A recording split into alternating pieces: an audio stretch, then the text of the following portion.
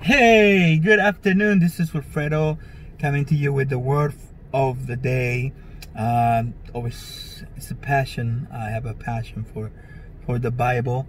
I'm a Bible junkie.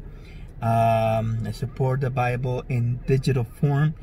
I used to read it back in the days when it was by book cover. You know, the regular books, the regular Bibles, they have some nice prints. It was awesome, but it cannot compare with digital. It's amazing. It's amazing how one can enjoy the Bible, enjoy all the notes. I love the notes of some publishers when they give their insight into the culture, the words. It's amazing, and on the internet there's a whole bunch of resources that you can use if you like the Bible. Even if you if you use the library, there's a lot of books on the library magazines that your local library can give you access to. So if you're into reading, this time is the best, especially having the quarantine where you're not going out going out a lot. Well, depending on where you live, then this is the best time to read. I would suggest reading the Bible, but if not, I mean, read something else. Read something that you like. Read something that you enjoy. For today, we're talking about Jesus is your asset. Jesus is your asset.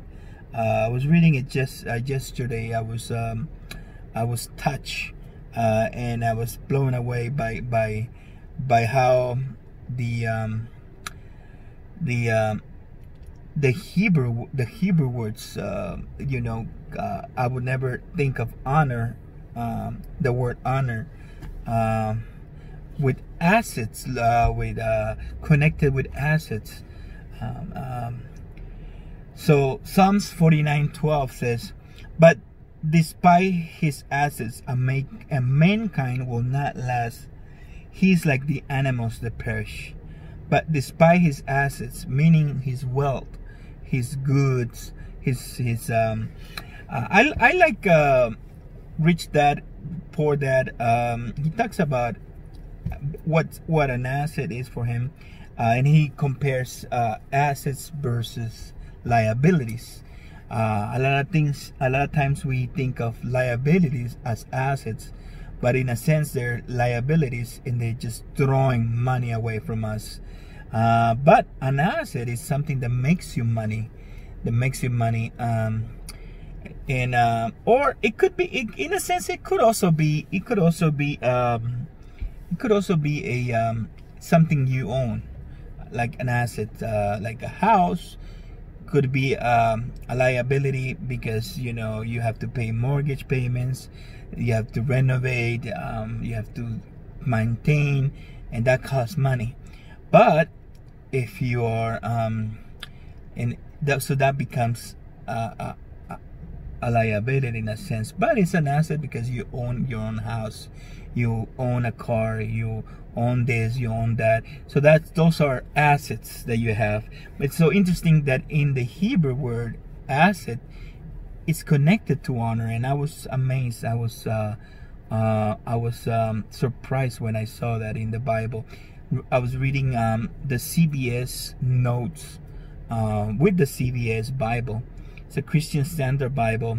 It's a decent translation. I like it. I like all translations, but sometimes I get into a specific one and then I pounce. I meditate on it. I read it. And then I like to look at the differences. And so I was reading 49:12 says, but about his assets, and then I look it up, and then it says assets are honor, and I start looking into the words, and pretty much it's talking about chapter 49 where people that trust their riches. But Today, a lot of people will talk bad about other people who have assets, who have things, who have honor, who have they will talk bad because, you know, it's almost like a resentment, I guess, that people have because they don't have the stuff themselves. So they will bad talk about other people because they do have. But you don't have to feel that you don't have anything. You can be rich in certain areas, especially if you believe in Jesus. You should feel loaded with more than bling bling when you have Jesus in your life, because he's more valuable than gold, than diamonds. He's more valuable than anything, than any precious metal. He should be your asset, and that's the message of today: making Jesus your asset. When you live by faith, you don't mind speaking, because you live by faith. You believe, and therefore you speak. But when you live by the law of Moses, or in that sort of branch, in that sort of path where you have to work, earn, and then do for yourself, then you would have a hard time saying, because you want to speak according to your reality. That's a good sign that you're not in grace, when you're speaking according to your reality. You don't dare to say Jesus is my asset, Jesus is my money, Jesus is my shepherd, Jesus is my life. You can't say that stuff, because first, you don't get the revelation. Second, law and faith do not mix. They're different. They're different scenario. So let's read Psalms 49:12, 20. But despite his asses, mankind will not last up. No, he is like the animals. No, he is like the animals that perish. This is the way of those who are arrogant of their followers, who approve their words. Selah. Like sheep, they are headed for Sheol. Death will shepherd them. The upright will rule over them in the morning, and their form will waste away in Sheol, far from their lofty abode. But God will redeem me from the power of Sheol, for he will take me.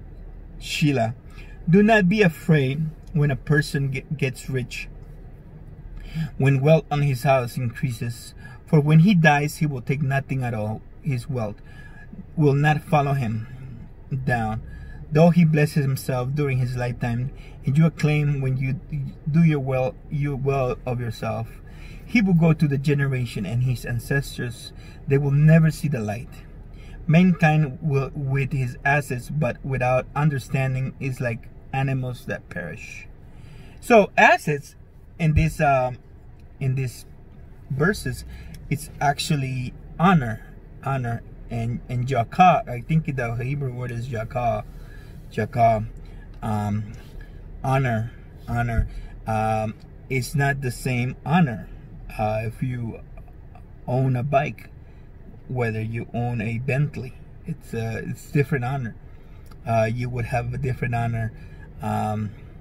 So if you have Jesus, and here's the message that I want to get through to you today. If you have Jesus, you got more than you think you do have. It's like Joseph Prince, pastor from China, from Singapore, says, if you have Jesus, you have everything. You don't have a lot, you have everything. You own everything. That's the key of making Jesus your asset. Make him your asset. Even if you don't see anything in your surrounding, even if you don't have anything anywhere to sleep on, make Jesus your asset. Make him your asset. Make him your honor. And remember, as you believe, you will speak. And as you as you speak, you will believe. And when you believe, he will show up with his goods. That's the whole idea. Other than that, people that trust in physical assets, they will have some difficulty when they have to live it all. But if you trust on the real asset, which is Jesus, then nobody can take it away from you. That's the key. That's the key. You are truly rich. You're truly rich. Make Jesus your assets.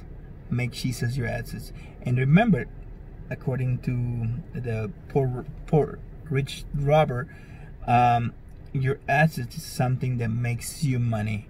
So think as Jesus as your income, even as your income, even if you're working for a place, think of Jesus as your income. Make confess that, say it out loud. Jesus is my income. Jesus is my income, even though you might be working for somebody, but get used to that. Remember, faith and law is different. Law is not believing, law is doing.